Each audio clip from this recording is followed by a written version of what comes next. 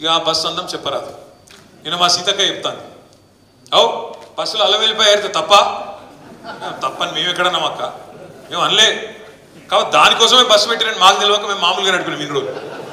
మాకేదో తెలియకపోయా పాపం. మీరు అప్పుడే చెప్తే బాగుండు. బస్సుల కుట్లు అల్లికెళ్ళితే మేము తప్పని మేమెందుకంటాం అక్క, ఎక్కువ పెట్టు బస్సులు తన్నుకుంటాను మంచిగా లేదు, పెట్టు మనిషికో బస్సు పెట్టు. మేమెందుకు అంతటం, మనిషికో బస్సు పెట్టు మంచిగా, అంత కుటుంబం పోయి మంచిగా కుట్లు అల్లికలు అవసరమైతే బ్రేక్ డ్యాన్సులు రికార్డింగ్ ఏం చెప్తారో చేయరు. మేమెందుకు అంతటం, ఏమంటారు చేయండి. కానీ ఇట్లా ఈ రకంగా బస్సులలో కొట్టుకునే పరిస్థితి ఎప్పుడైనా ఉన్నారా? కేసీఆర్ ఉన్నప్పుడు సీట్ల కోసం కొట్టుకున్నాడు, సిగలు పట్టుకున్నాడు, గుద్దుకున్నాడు, ఎన్నెన్ని చూస్తున్నాం కొత్త బస్సు అన్నారు. ఇవాళ బస్సు పరిస్థితి ఎట్లుందో మీరే చూస్తున్నారు. ఆఖరికి ఆర్టీసీ కార్మికులు, డ్రైవర్లు, కండక్టర్లు వాళ్ళని ఎత్తిపట్టుకునే పరిస్థితి వచ్చింది. ఇక్కడ వాళ్ళ సీట్లకి వెళ్ళి నువ్వు కూడా కూర్చుంటారు ఇవాళ. ఈ పరిస్థితి బస్సు. అట్లా మహిళలకు కూడా ఇలా వ్యవహారం అర్థమైంది.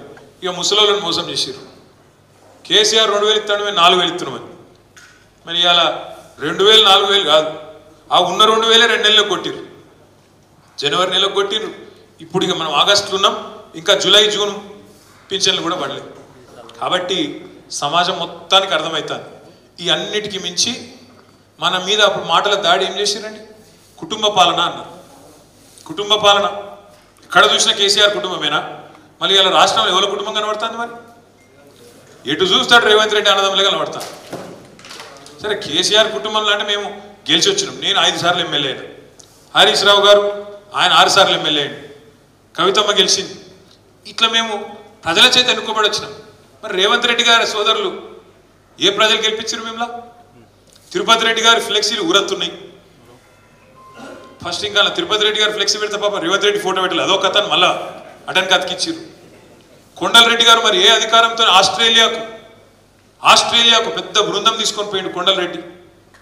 ఇంకో తమ్ముడు అమెరికాలో వాళ్ళ తమ్ముడితోని 1000 కోట్ల ఒప్పందం కుదుర్చుకున్నాడు. ఇది కుటుంబ పాలన కాదా? చూస్తలేరా ప్రజలు? అందుకే నేను అనేది అన్ని ఒక్కొక్కటి అర్థమవుతాను.